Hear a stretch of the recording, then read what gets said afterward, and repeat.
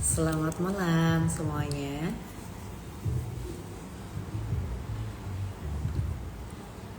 Kita ketemu lagi di Juice You Up yang pertama di tahun 2026. Hari ini hari Rabu tanggal 7 Januari. Dan hari ini kita punya topik mengenai first bell of 2026 earning season prep. Ini udah ada yang nanya nih ya. Andi, bahas apa nih Ci? Jadi hari ini kita akan membahas tentang proyeksi makro dan juga arah suku bunga di tahun 2026. Ini kira-kira kan seperti apa? Kemudian sektor apa nih yang kira-kira di tahun ini akan bersinar, akan memberikan cuan untuk kita semuanya. Dan malam hari ini kita akan ngobrol bersama dengan Pak Peter dari YB Semarang. Ada Ibu Vika. Happy New Year, Happy New Year Ibu. Malam Ciledi, selamat malam juga Bu Vika. Oke, tanpa berlama-lama lagi langsung aja saya akan invite Pak Peter untuk bisa bergabung.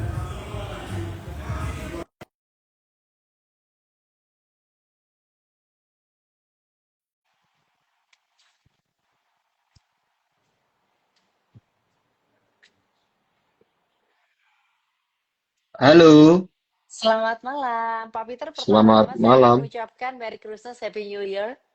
Hey, Merry Christmas, Happy New Year. Jelas gak nih aku? Kurang naik ya? Jelas banget dong, jelas banget. Cakep. Ini Pak Oke, Peter sip. liburan nggak? Udah pulang liburan? Udah pulang saya. Udah pulang, udah masuk kerja lagi ya? Sudah kemarin ya sama anak-anak sama istri liburan Natal tahun baru. Bisa fokus ya Pak meskipun libur ya Pak ya? Karena kan biasanya orang yang main saham katanya kalau libur aja dikit-dikit lihat handphone. Bener nggak? Enggak sih, saya udah Enggak. udah udah TP-TP dulu, terus yang defensif ya saya tinggal. Jadi liburannya dengan happy-happy aja ya.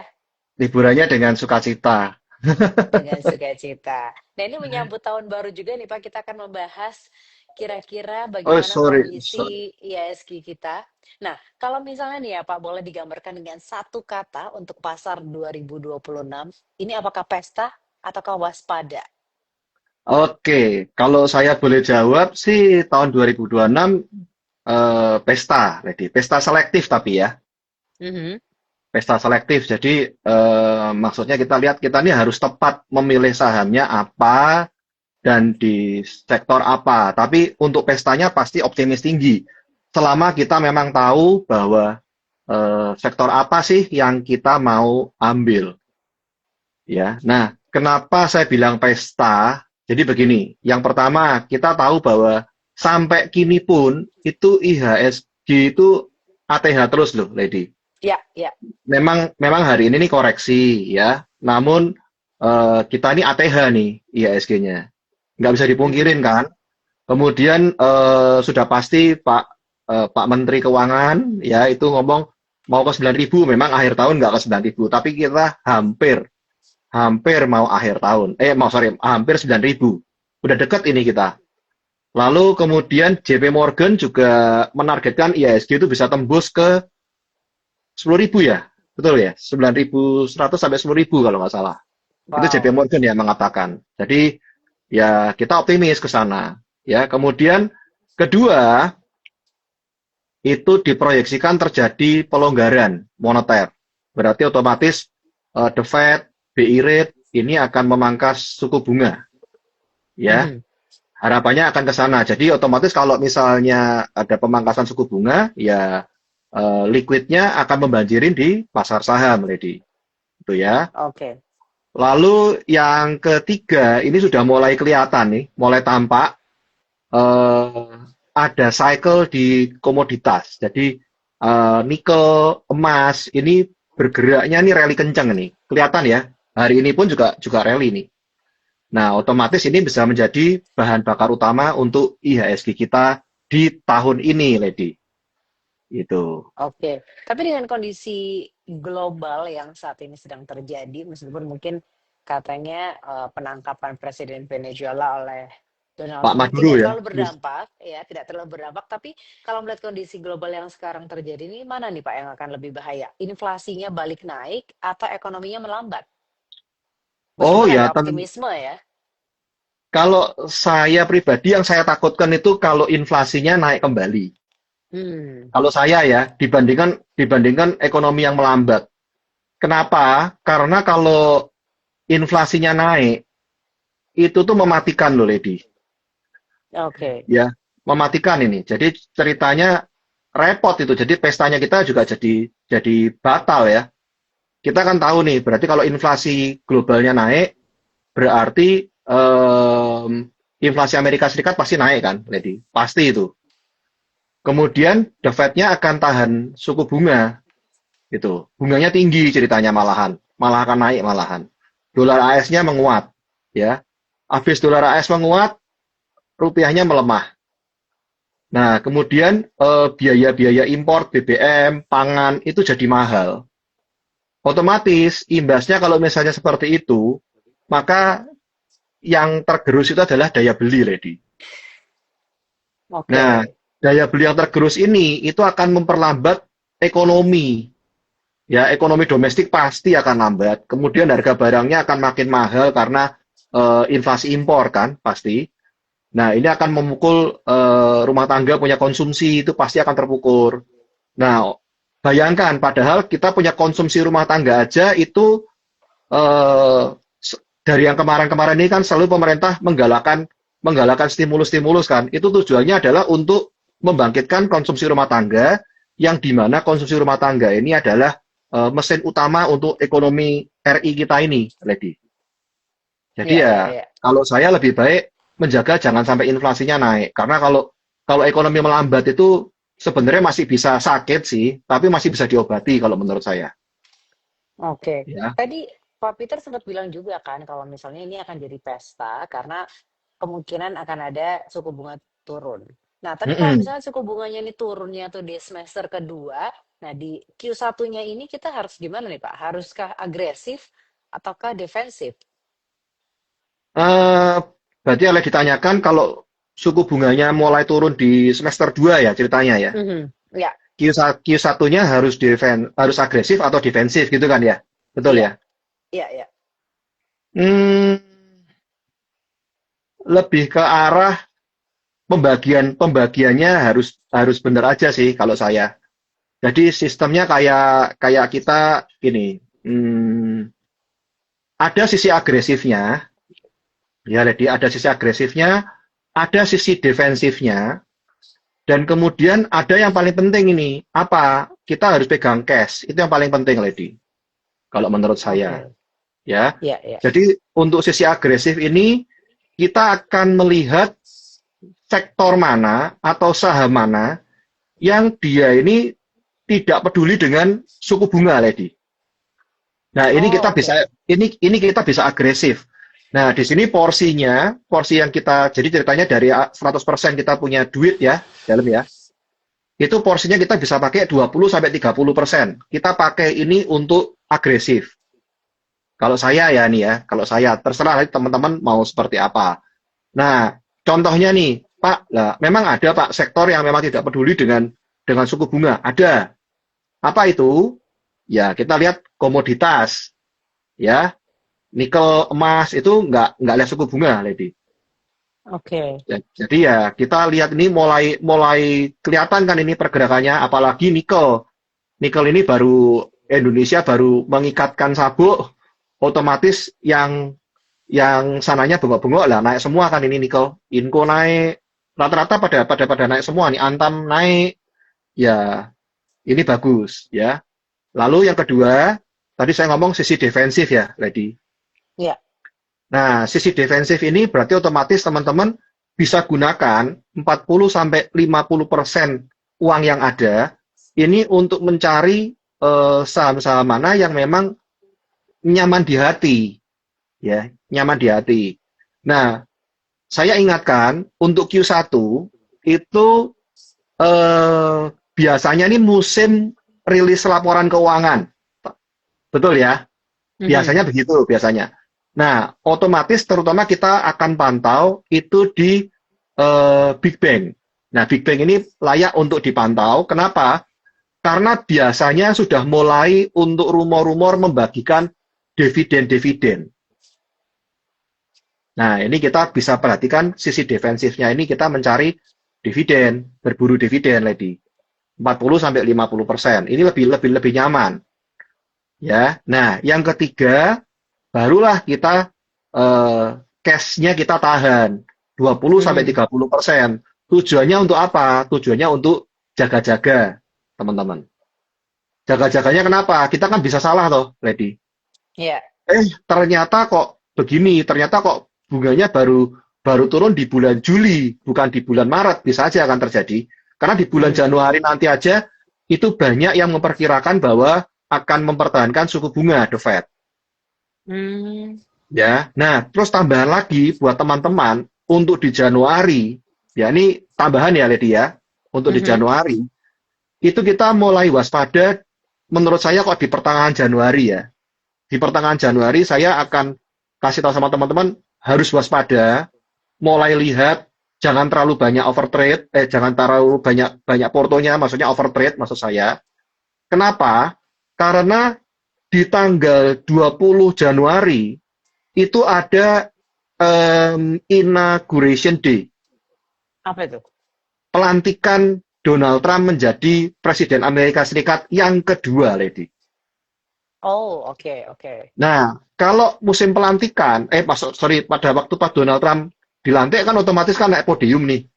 Ya, Aha, dia akan speak kan, akan bicara kan. aha. Nah, bicaranya ini yang tanda kutip bisa jadi surga, bisa jadi kebalikannya, Lady. Hmm. Otomatis dia pasti akan ngomong soal, saya yakin ini, Donald Trump pasti akan ngomong soal kebijakan tarif dagang. Menurut Ya. saya nih, dia akan ngomong apalah yang ceritanya celotehnya dia itu bisa membuat pasar ini bereaksi. Kemudian kedua, dia bisa pasti akan ngomong tuh soal pemotongan pajak, Lady. Pemotongan pajak sana, pemotongan pajak sini, ya. Kemudian yang ketiga ini, nah ini bisa jadi imbas dari kemarin dia nyerang nyerang ini ya, Venezuela tuh ya, Lady ya. Ya. Apa itu? Itu adalah deregulasi energi. Ya, jadi regulasinya itu diulang kembali sama dia untuk energi. Lah, ini otomatis kan memicu volatilitas yang ada di sektor-sektor komoditi dan teknologi pasti di sekitarnya itu pasti akan terpicu, Lady. Ya. Nah, ini teman-teman mulai perhatikan tanggal 20 Januari itu Donald Trump akan dilantik.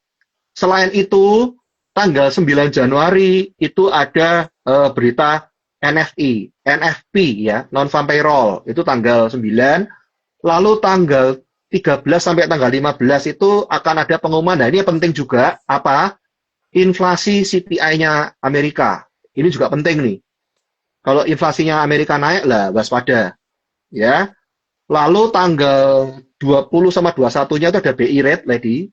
Mhm. Ada BI rate dari Dewan Gubernurnya di Indonesia itu akan meeting. Nah, biasanya akan terlihat juga akan tercermin dari perbankan kita nih, finance nih, sektor finance akan bagaimana akan mulai tampak bergerak lah. Tadi BBCA juga tutupannya di 8150 ya, betul nggak ya? BBCA hari ini tutupannya di 8150. Ah, betul ya, 8150. Termasuk baik. Lalu tanggal 27 sampai 28 pengumuman The Fed. Wow. Banyak ya Ya, jadi pengumumannya ya. Jadi banyak nih kita lihat pantau selain memang saham-saham yang tadi saya ngomong dividen ya, Lady. Untuk big cap ada dividen-dividen BMRI, apalagi itu nanti. Jadi mulai mulai ada bagi-bagi dividen.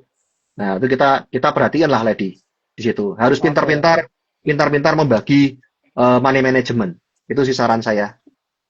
Oke, itu aja tanggal 20 ada pelantikan Presiden Donald Trump. Belum dilantik aja sudah bikin banyak kegaduhan ya, Pak. Bikin kehebohan ya.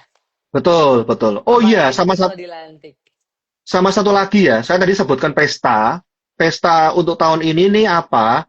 Harapan saya itu adalah tahun ini nih kita masih berpesta di mana di komoditas sama di hilirisasi.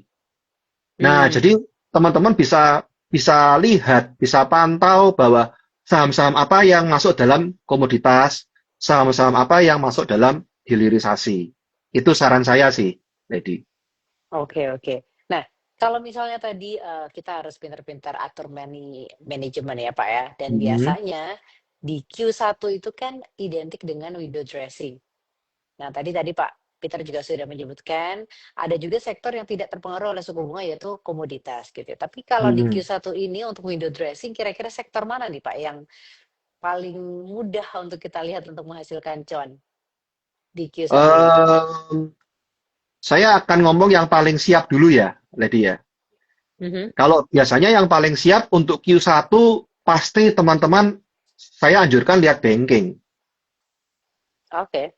Ya, kenapa? Karena banking ini selain satu sahamnya defensif, kedua adalah dividen. Kemana-mana Mhm. kok itu. Jadi memang boleh dibilang Q1 ini antara bulan Januari sampai Maret ya. Januari sampai Maret ini biasanya BCA, BRI, BNI, Mandiri ini membagikan dividennya dalam dividen yang lumayan besar, jumbo lah ceritanya, Lady. Itu kita lihat dari laba tahun 2025 ini biasanya ya para investor yang ngejar dividennya kemari. Itu yang pertama banking, ya. Kedua, nah ini juga menarik teman-teman. Yang kedua adalah consumer. Saham-saham konsumer Hmm. ini bisa kita perhatikan, ya. Kenapa saham konsumer kita perhatikan? Ini kita lihat kita ini ambil momentumnya, Bapak dan Ibu. Ya, Lady. Ya. Kenapa ngambil momentumnya? Momentum apa, Lady, kira-kira? Kenapa kok konsumer kita mulai perhatikan? Ayo, Lady tahu nggak nih kenapa? Karena di Q1 itu kita ada yang namanya momentum lebaran. Oh Betul iya ya, ya? lebarannya di Q1 ya, di bulan Maret atau Jadi April ya? setelah Imlek itu kita akan Betul. eh, puasa pertama ya, kalau tidak salah ya. Mhm, mhm, mhm, mhm. Nah, otomatis berarti di bulan Maret ya, di bulan Maret itu lebaran tuh kita. Iya, iya, iya, iya, iya. Nah, itu jadi ya kita amatin ini. Biasanya kan kalau lebaran kan di Q2 ya biasanya ya. Ini di Maret loh, Q1 loh. Berarti ya di konsumer kita mulai perhatikan bangsa UNVR, Mayor, Mior ya, Mayora ya, itu kita perhatikan saham-saham yang konsumtif seperti ini, apa konsumer Mhm. itu. Kemudian yang ketiga, ini pasti nggak bisa nggak kita harus lihat selalu apa itu adalah energi, Lady. Ya. Ya, energi ini kita perlu lihat khususnya untuk teman-teman yang suka trading jangka pendek.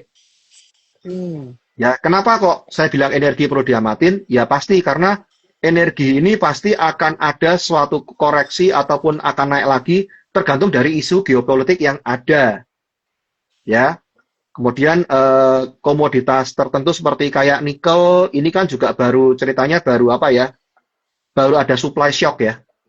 Ceritanya dari Hmm. aturan pemerintah ini baru dijerat, nah otomatis nikelnya ikut ikut naik gitu, Lady. Oke, oke. Nah, Jadi ada baru 3 sektor ya? Oh, tiga masih ada ya. sektor lagi?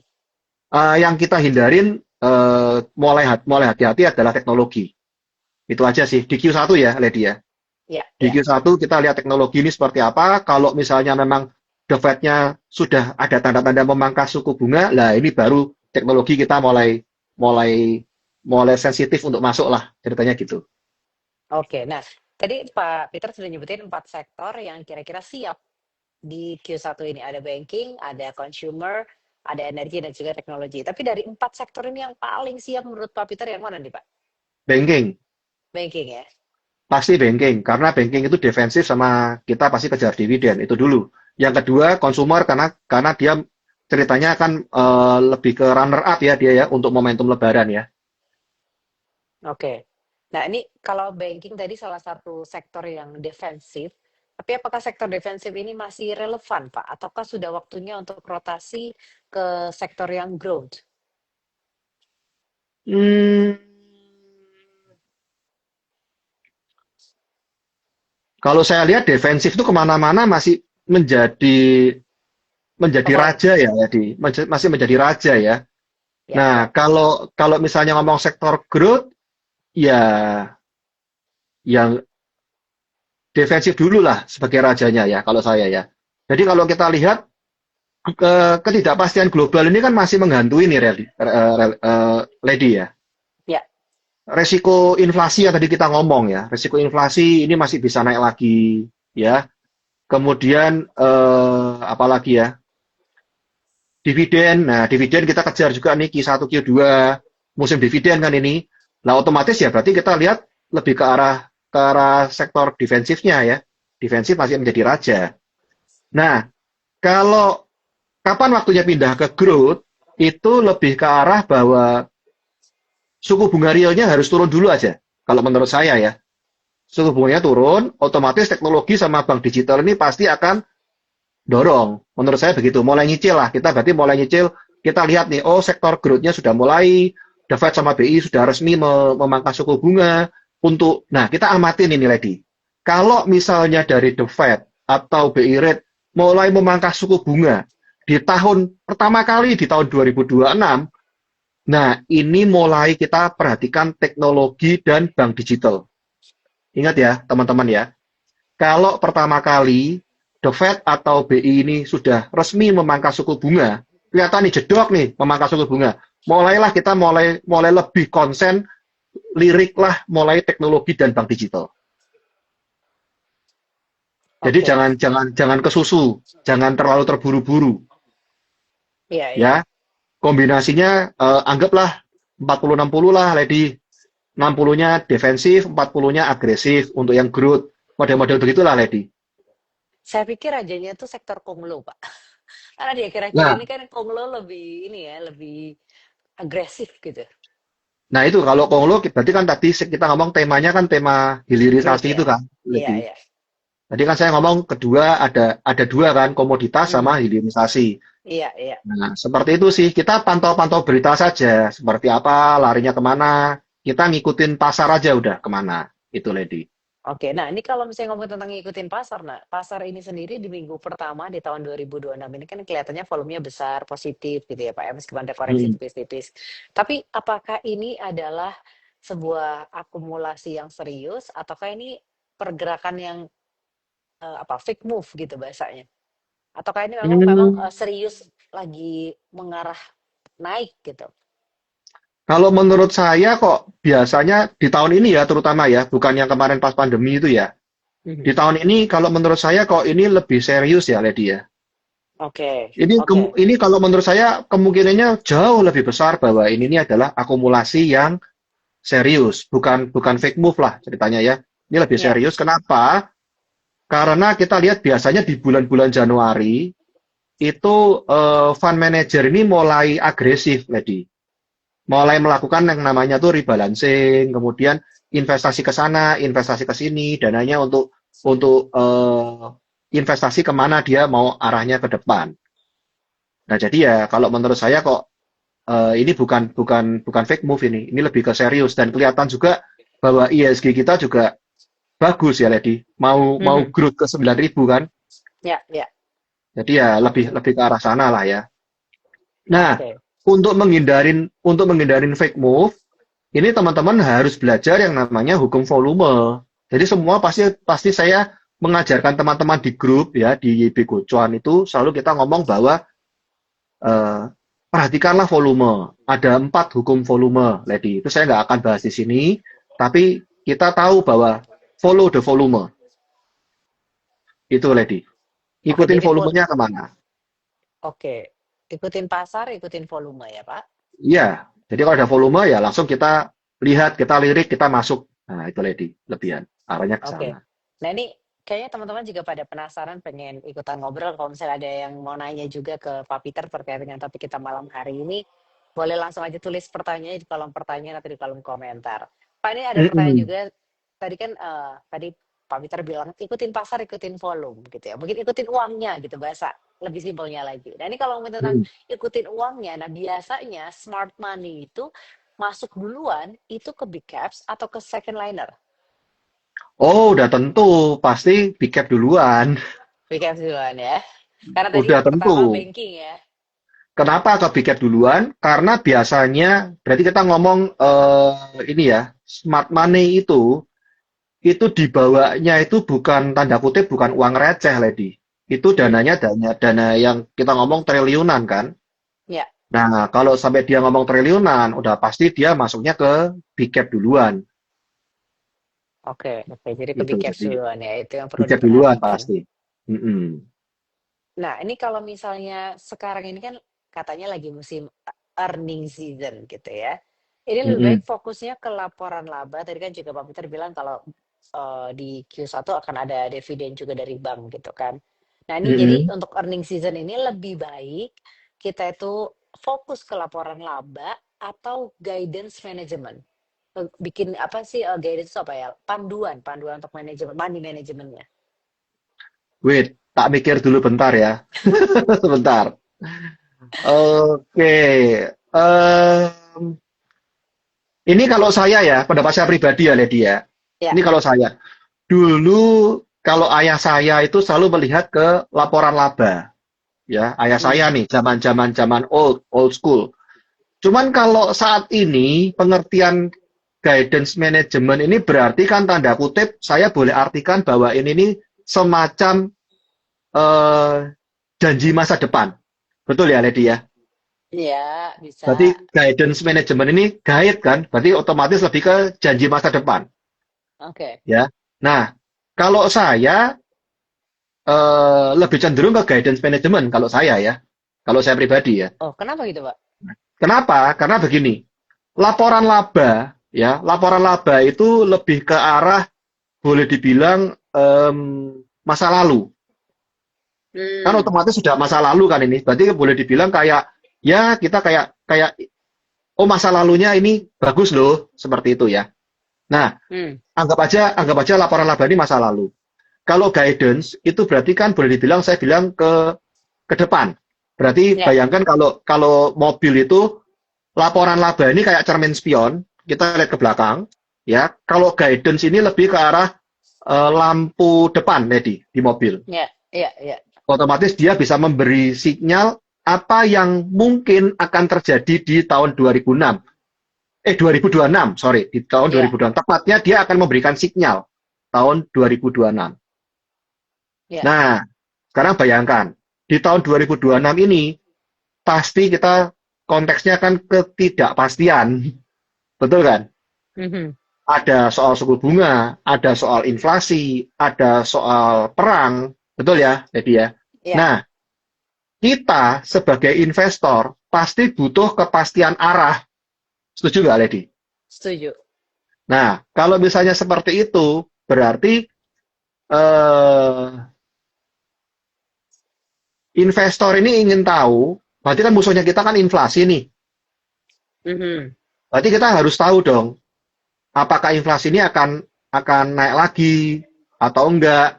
Nah, ini berarti butuh dari pertanyaannya dari emitennya ya. Jadi dari manajemennya emitennya ini bisa memberikan suatu guidance, Lady. Ya. Nah, guidance ini seringkali loh ya. Kalau saya lihat ya, kalau misalnya pas kita ketemu ada earning call kan gitu kan, Lady kan ya. Nah, seringkali guidance ini bisa boleh dibilang eh, lebih jujur, Lady. Paham nggak Lebih maksud saya? jujur, Jadi lebih berdasarkan fakta juga ya, Pak ya? lebih jujur karena otomatis orangnya ini ngomong menggambarkan keyakinan akan internal perusahaannya. Hmm. Kalau kalau kalau laporan laba itu kan tanda kutip setuju nggak kalau saya ngomong laporan laba itu kan bisa dipoles, Lady? Ya.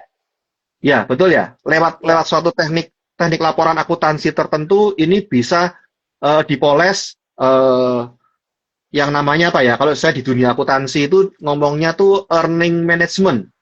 Nah, itu dia. Earning management itu jadi teknik akuntansi yang bisa bisa tanda kutip ya dipoles sedemikian rupa.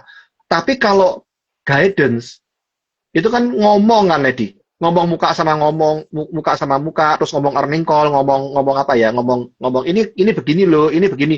Ini lebih susah dipalsukan. Kenapa? Karena ini nyangkut soal kredibilitas perusahaan tersebut. Oke, oke. Jadi Kira-kira kira-kira masuk ya, Lady ya. kebayang, kebayang, Pak. Jadi memang Jadi ya kita memang harus lebih lebih ke memang guidance. iya lebih ke guidance sih kalau saya ya. Kalau saya pribadi lebih ke sana. Banyak kok ini Oke. sekarang yang teman-teman di sini juga ada pertemuan ini, ada RUPS ini, ada RUPS itu ikut terus. Selain dapat dapat makan gratis, dapat oleh-oleh, Dapat ya itu dapat guidance itu. Ah, ya, oke, oke. Ya, tapi fokusnya bukan ke dapat makan gratis ya, Pak ya. Itu MBG Lah ini ya, nggak Pak ya. ngerti, itu nggak ngerti. Tapi ternyata memang ada yang pengejar pengejar itu, Lady. Iya, iya, iya. Tapi ada juga nih Pak yang ngejar IPO nih, cuannya IPO ini ada dari Sebastian nih nanya, YB di tahun 2026 ini akan mengawal IPO apa? Wah, itu dia. Kita tunggu tanggal mainnya, Pak. Yang penting, Nah, yang penting Bapak menguasai YB, Anda mengetahui fitur-fiturnya YB, yang pasti ya itu dia, YB betul-betul yakin bertumbuh. Itu yang saya bisa katakan. Kenapa bisa yakin bertumbuh? Mulai dari sekuritas apa sekuritas yang mempunyai security di apa ya dikedepankan ini, dikedepankan bahwa bahwa keamanannya kita kedepankan dulu, Pak. Ya, kita kan udah tahu nih rumor kanan kiri. Nah, dari YB sendiri kalau kalau ada yang sudah pakai YB, pasti kan OTP sudah mulai berlaku kan. Itu kalau misalnya pindah device pasti diminta OTP, Lady. oke, oke. Itu dia Itu ya. untuk IPO ya. Terus ini ada pertanyaan Mm-mm. juga dari Juli Chowa, Pak. Oh iya, Kok gimana? mengenai besok waste to energy gimana nih? Waste to energy. Aha, Hmm, kita perhatikanlah energi ya. Energi kan tadi kita udah lihat nomor 3 ya. Energi ini banyak spekulatifnya. Jadi untuk trading jangka pendek energi masih oke ya Pak oke, Juli ya. oke. Kemudian nih ada juga nih Pak dari Fluffy. Narasi MSCI apakah masih akan continue di tahun 2026? Continue yang bagaimana nih? Untuk di bulan Januari belum ada kabar soal MSCI. MSCI itu di bulan Februari ya, kalau nggak salah ya. Jadi narasi yang bagaimana pasti pasti ada gembur-gembur soal MSCI lah. Pastinya itu akan ke sana juga ya. Cuman yang Oke, kita amat-amatin yang kita betul-betul berdoa inflasinya jangan naik aja. Itu aja. oke. Emang ada sesuatu yang urgent, Pak? Maksudnya urgent dalam arti apakah dalam waktu dekat ini ada sesuatu atau sentimen tertentu yang membuat inflasi itu bisa naik? Lah ya itu yang kita ngomong eh Mr. Trump itu, Lady. Oh, itu sangat berpengaruh sekali ya. Oh, very itu sangat sangat berpengaruh karena memang dia presiden yang otaknya otak dagang, Betul, betul, betul. Bisnismen ya. juga ya, Pak ya. Presiden yang otaknya otak dagang, otomatis dia ngomong apa, orang yang kemarin aja banyak yang ajur tapi banyak yang teman-temannya dia mujur kan. Oke, oke. Kita Jadi tahu tuh friends benefit ya. iya yang sisinya ajur, yang sisi kanannya mujur. Oke, tinggal pilih sisi kalau gitu ya. Nah, itu dia. Makanya kita mulai amatin ini. Ini arahnya dia mau kemana ya. Kalau soal soal Venezuela itu saya lihat sebetulnya ini nggak tahu ya benar atau enggak, tapi saya baca beritanya itu seperti ini teman-teman. Venezuela itu sebetulnya Amerika tuh jengkel, Lady. Kita kan banyak lihat dari berita nih, oh ini soal minyak gitu ya, Lady ya. Ya, ya, ya. Cadangannya Nah, sangat besar. cadangan minyak ya. Sebetulnya kalau kita lihat Venezuela ini memang cadangan minyaknya besar, tapi dia nggak bisa mengelola, nggak bisa memanage minyaknya ini mau diapain gitu. Sehingga dia pakai bantuannya Amerika itu, Lady. Itu yang saya baca berita begitu. Lalu setelah itu Amerikanya nggak kebagian, dibaginya ke Cina, yang ngamuk toh Amerikanya. Oh, oke, oke. Wajar ya, teknologinya pakai teknologinya Amerika, tapi minyaknya ke Cina ya pasti marah. Nah ya pasti ini odok-odokan. Apa? Nah toh nyata odok-odokan tuh berarti yang Cinanya keluar-keluar, tapi Amerikanya nggak mau tahu orang dia ceritanya kan nggak komit kan ceritanya sama Amerika. Ya diajar lah. Oh, Dan itu kelihatan bahwa kemarin diserang nggak ada yang ini, maksudnya ada yang teriak-teriak sih, tapi nggak terlalu yang gimana-gimana kan, Teddy? oh, Ya yang kan, teriak-teriak itu, PBB yang teriak mungkin yang ya. yang teriak-teriak itu di Venezuela yang warganya di luar ya, di luar Venezuela dia mendukung aksi Trump. Tapi yang di Venezuelanya sendiri yang di negaranya, nah itu saya nggak tahu tuh bagaimana entah itu beneran atau enggak, tapi dia teriak-teriak membela Maduro. Tapi secara dunia kelihatannya kok nggak terlalu gimana-gimana ya kelihatannya. Mereka akan lebih mengkhawatirkan terhadap ini datanya ekonominya Amerika ini kayak apa ini. Mereka akan lebih concern ke sana, Lady. Oke, oke.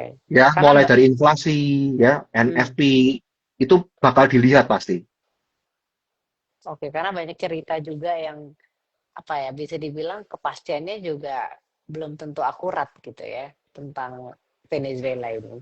Ya mungkin Ya, yang banyak tahu tentang cadangan terbesar tapi behind the scene-nya kita nggak benar-benar tahu gitu ya Pak.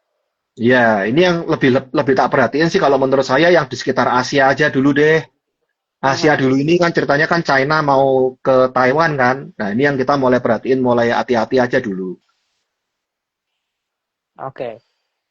Nah, ini satu pertanyaan terakhir ya Pak ya untuk menutup Oke. show up kita malam hari ini. Nah, satu hal Mm-mm. yang wajib kita perhatikan, yang wajib kita cek sebelum kita masuk ke saham menjelang earning season ini apa nih? Hmm, follow the wind kalau saya. Lihat Follow lihat the anginnya wind. kemana. Iya, Tadi kan follow the market, follow the iya, volume gitu ya. Sekarang follow iya. the wind. Follow the wind itu dalam arti lebih ke arah begini. Ekspektasi pasarnya kemana? Oke, Ya, ekspektasi pasarnya kemana? Ini contoh nih ya. Saya ambil contoh yang bagus. Saya lihat contoh yang bagus itu di Pak Menteri Keuangan kita.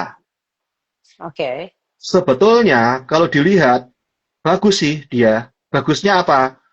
Bagusnya dia memberikan suatu subconscious yang istilahnya IHSG akan running ke 9.000 loh. Apakah pertanyaan saya, apakah kita betul-betul meyakini bahwa IHSG sampai 9.000, Lady? Awal mula loh, sebelum ke 9.000 loh ini ceritanya. Que- Questioning pasti ya, kayak Ya, bertanya-tanya ya. nggak ada yang nyangka kan. Tapi karena dia ini gembor-gembor, dia gembor-gembor di sosmed, IHSG akan saya bawa ke sini, IHSG akan saya bawa ke sini. Kemudian dia melakukan suatu aksi tertentu yang meskipun memang belum terserap sampai semuanya, bahkan terus diminta kembali atau gimana, saya juga nggak paham. Tapi dia bagusnya adalah IHSG akan saya bawa kemari loh. Yang otomatis, Lady tahu, saya tahu, teman-teman di sini tahu, dan yang di luar kita kanan kiri ini tahu, yang nggak tahu saham pun juga tahu bahwa IHSG-nya akan mau dibawa lari ke 9.000 loh. Yang artinya berarti kan numbernya naik, bagus kan Lady ya. Kalau numbernya naik, otomatis kita sendiri punya pemikiran ini akan naik nih, ini akan naik nih, ini akan naik. Otomatis kita secara subconsciousnya kita nih bahwa ayo kita fight. Ya otomatis otomatis kedorong ke atas terus. Otomatis kan, Oke. Lady. Ini Jadi kayak bagus ada sebetulnya. dorongan feelingnya juga ya Pak, kayak universe-nya ikutan bergerak juga gitu ya. Universe-nya akan bergerak, otomatis bagus. Nah, makanya saya bilang bahwa tahun 2026 ini bagaimana? Ini sih pesta sih, kalau menurut saya ya. Pesta Oke. selama memang terjaga. Nah, yang terjaganya apa? Kita tetap perlu waspada ya, teman-teman. Jadi pestanya oke, tapi kita perlu antisipasi. Itu ya yang saya tekankan kepada teman-teman semua. Oke, oke. Wah, ini menarik sekali ya. Ini menjadi sebuah knowledge juga supaya ada persiapan juga kita memasuki tahun 2026 gitu ya. Hatinya, mentalnya, pikirannya semuanya dipersiapkan untuk teman-teman semuanya. Terima kasih untuk topik yang sangat seru sekali malam hari ini Pak Peter. Mm-mm, Dan mm-mm, semoga apa yang kita bicarakan malam hari ini juga bisa bermanfaat untuk teman-teman yang sudah mendengarkan. Kalau mungkin belum sempat dengerin dari awal, tenang aja. Ini videonya IG Live-nya akan saya save, jadi bisa mm-mm. rerun lagi, bisa dilihat lagi dari awal. Terima kasih untuk Untuk teman-teman yang sudah bergabung ya. Kenapa Pak? untuk teman-teman yang belum join di YB, boleh klik di YB Gocuan, kontak ke admin. Ayo kita sama-sama raih cuan bersama di YB Asik. Gocuan. Boleh kontak, Oke? kalau saya boleh kontak ke Pak Peter ya. Oh, boleh dong, Lady. Boleh dong. Oke, Selama belum oke. ada YB, ayo, Kemon. Kita coba. Oke. Terima kasih banyak Pak sekali lagi untuk waktunya. Ya, terima kasih semua Oke. teman-teman. Selalu positif ya, selalu jaga kesehatan dan happy cuan. Happy Cuan, cuan, cuan. cuan. Iya, Cuan. Selamat malam semuanya. Bye-bye. good night. Oke, bye-bye.